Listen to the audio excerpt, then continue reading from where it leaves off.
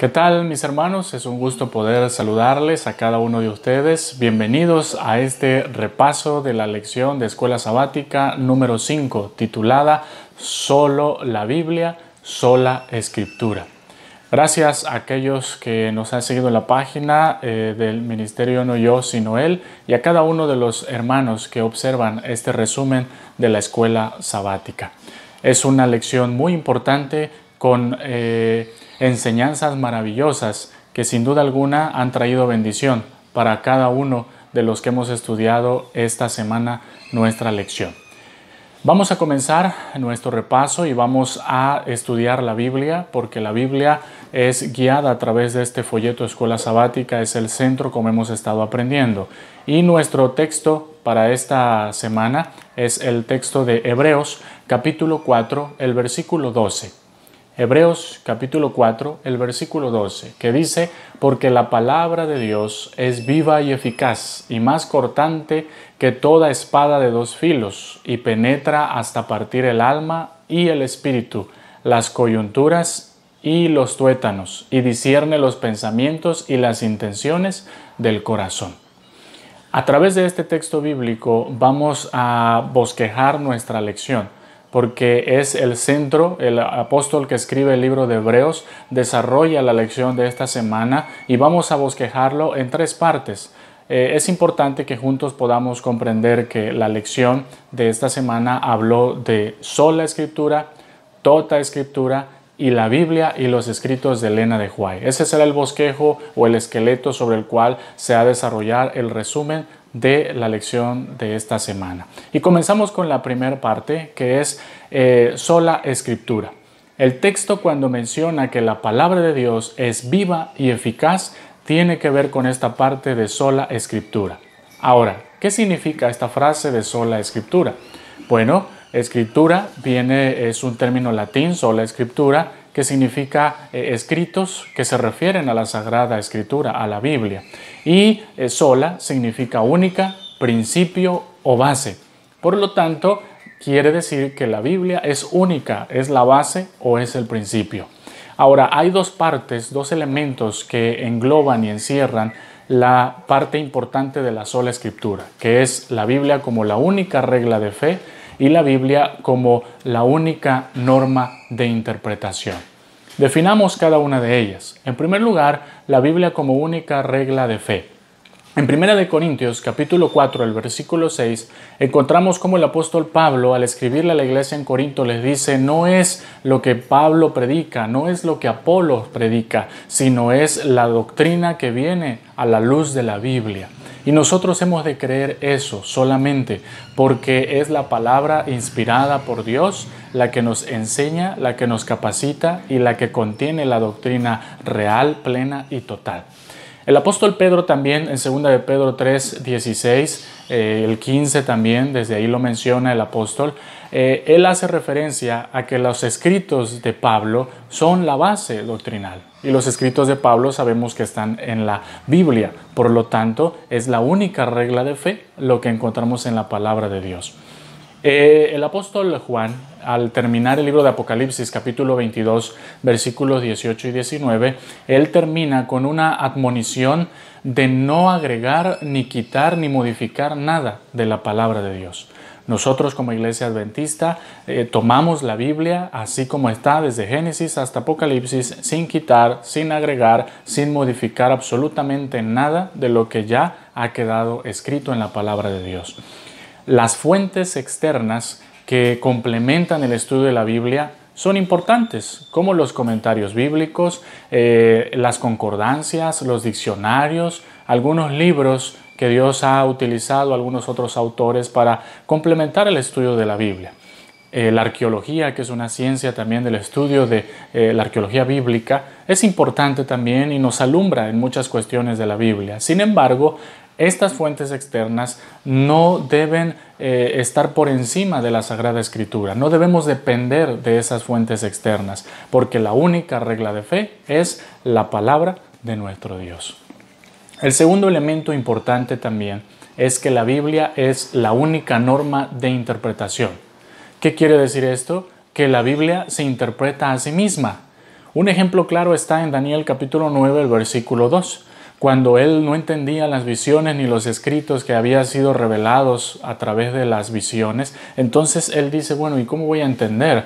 Y fue a través de la misma Biblia que él pudo comprender y saber lo que Dios le había revelado a través de la Biblia. Así que a través de la escritura que existía en ese momento, Daniel supo interpretar los escritos que Dios le había revelado. Otra cuestión importante también que tiene que ver con la Biblia como norma de interpretación es que debemos leer el texto bíblico en su contexto. Para esto debemos hacer algunas preguntas, como por ejemplo, ¿quién escribe este texto? ¿Cuándo escribe este texto? ¿Para quién escribe el texto? ¿Dónde lo escribe? ¿Cómo lo escribe? ¿Y en qué circunstancias lo escribe? Son preguntas que aquí, algunas de ellas, sí nos han de ayudar las fuentes externas para ver el tiempo en el que se escribió, las circunstancias en las que se escribieron, y en el libro mismo de la Biblia menciona para quién se escribió ese mensaje, cómo fue escrito, si es una poesía, si es prosa, si es alguna otra forma literaria de la escritura. Es importante ir comprendiendo cada una de esas formas para poder comprender el texto y no sacarlo fuera de su contexto, porque como iglesia, incluso otras denominaciones, hemos sacado algunos textos bíblicos fuera de contexto y eso trae doctrinas erradas que nos llevan a tomar decisiones equivocadas. Por lo tanto, la Biblia es la única norma de interpretación. Otro elemento importante es que la Biblia, el Antiguo Testamento, fue escrito en hebreo y el Nuevo Testamento en griego. Es importante conocer un poco de ello para comprender de forma literal lo que los autores quisieron decir en el idioma original. Sin embargo, a veces es difícil tener el acceso para poder aprender estos dos idiomas que son lenguas muertas, porque ya no se hablan ahora, es un griego y un hebreo diferente al bíblico. Sin embargo, debemos pedir la unción del Espíritu Santo para tener el lenguaje del cielo. ¿Cuál es ese lenguaje del cielo? El que es otorgado a través del Espíritu Santo para comprender toda la Sagrada Escritura. ¿Cómo se obtiene eso? A través del estudio constante de la Biblia y a través de una profunda oración. Todo aquel que desea acercarse al texto con oración y constancia logrará comprender e interpretar lo que la Biblia dice. Pasamos entonces a la segunda parte. Ya vimos que la sola Escritura, que es viva y eficaz, es la única regla de fe y es la única norma de interpretación. Por lo tanto, si nosotros como cristianos, como adventistas, queremos tener un cristianismo vivo y eficaz, necesitamos que nuestra vida sea regida por la Biblia y necesitamos saber interpretarla con la Biblia misma. Segunda característica que encontramos con los términos que se utilizan en el texto de Hebreos 4:12, cortar y penetrar. Esto tiene que ver con tota scriptura, que es otro término en latín que significa totalidad o completo. Entonces, la Biblia toda o toda la Biblia es traducido del latín al español. Y en esta parte es importante recordar también que hay dos elementos. Número uno, la unidad de la Biblia y el claro mensaje de la Biblia. Definamos el primero, la Biblia como una unidad o la unidad en la Biblia. En la erudición el término para unidad es intertextualidad, cómo el texto se va moviendo desde Génesis hasta Apocalipsis. Toda la Biblia, los textos que Dios utiliza, los ha revelado para otras personas en otro tiempo, en otra condición, y a pesar de todo ello, de las diferencias de mensajes, de capacidades y talentos, el texto va diciendo una misma cosa a lo largo de toda la historia en la escritura de la Biblia. Eso es importante ver cómo Dios, quien es el autor de la Biblia, entonces hay una unidad perfecta y armoniosa a lo largo de las Escrituras. ¿Cómo comprobamos esto? El Antiguo Testamento es la base de la escritura del Nuevo Testamento y el Nuevo Testamento clarifica y explica lo que fue escrito en el Antiguo Testamento. No podemos separar, como en algún momento otras iglesias mencionan, que el Antiguo Testamento quedó en el pasado, que solamente vivimos el Evangelio del Nuevo Testamento. No podemos separar el Antiguo del Nuevo Testamento porque ambos se unen, ambos se complementan. Esta unidad para la Iglesia Adventista ayuda en diferentes elementos, que son, por ejemplo, encontrar una armonía doctrinal, también distinguir la verdad del error. También otra cuestión que nos ayuda es repudiar la herejía, aplicar alguna medida disciplinaria y corregir las desviaciones de la verdad. Son importantes para los lineamientos de nuestra iglesia la unidad de la Biblia. Y un ejemplo claro de esta unidad de la Biblia, de la intertextualidad de la Biblia, de los muchos que hay, nos llevaría años tratar de estar descubriendo en la Biblia cómo se va moviendo desde Génesis hasta Apocalipsis. Y uno de esos ejemplos es por la fiesta de los tabernáculos. En Levítico 23, en Deuteronomio 16, Dios indica esta fiesta, donde por 7 días tenían que vivir en refugios hechos por ramas, disfrutar de la algarabía, de la alegría, celebrar y dar gracias a Dios a través de las ofrendas y sacrificios que el pueblo ofrecía al Señor. Pero no solamente aparece aquí. En 1 Samuel capítulo 1 dice que el Cana subía una vez al año para ofrecer sacrificios a Dios. Y bueno, esa ocasión en la cual el Cana con su familia subían a Jerusalén, en Silo, es allí donde estaba el santuario durante un buen tiempo. Cuando se construye el templo de Jerusalén, Salomón, al dedicar ese templo, celebra la fiesta de los tabernáculos. Cuando Esdras y Nehemías regresan del exilio para reconstruir a Jerusalén y el templo, celebran la fiesta de los tabernáculos. Zacarías capítulo 14 hace una alusión profética a las fiestas de los tabernáculos que hemos de celebrar cuando Cristo venga. Jesús y la fiesta de los tabernáculos tienen un cumplimiento porque la fiesta apunta a Cristo, se cumple con Cristo. Y Cristo en Juan capítulo 7 y 8, cuando se celebraba la fiesta de los tabernáculos, se coloca en pie, interrumpe esa ceremonia del agua donde vertían agua sobre el altar y entonces les dice: yo soy el agua de vida, todo el que tenga sed, venga a mí y beba. Cuando se iluminaban los grandes candeleros que había en el templo de Jerusalén, Jesús se levanta y les dice: yo soy la luz del mundo, el que viene a mí entonces saldrá de las tinieblas. Es importante ver entonces que Jesús cumple la fiesta de los tabernáculos. Ahora, ¿dónde aparece por última vez? En Apocalipsis capítulo 21 y capítulo 22 termina la fiesta de los tabernáculos porque encontramos el lenguaje de la fiesta en los 2 capítulos, donde dice que es un río de agua viva, ahí vemos el agua, dice también la luz, que ya no necesitaremos el sol, sino Cristo con su presencia iluminará el cielo y la tierra nueva. Menciona también que Cristo será nuestro tabernáculo, nuestro templo, nuestra morada.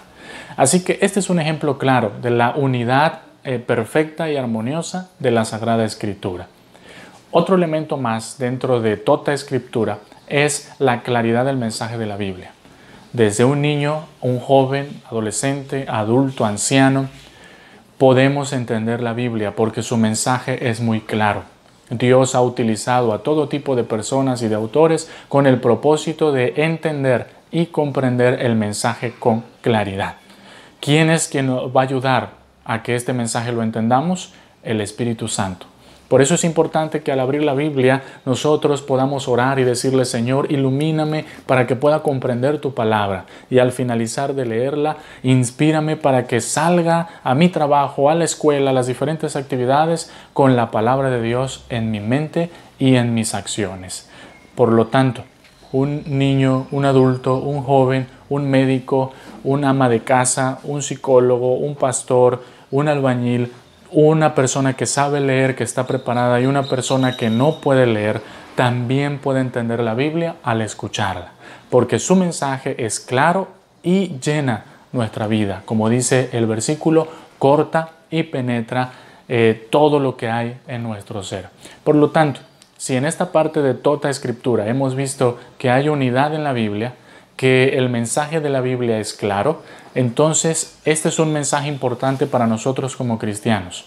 No podemos seguir siendo los mismos cuando vamos a la Sagrada Escritura, porque la Escritura nos ayuda a modificar nuestro carácter y a cambiar nuestras acciones.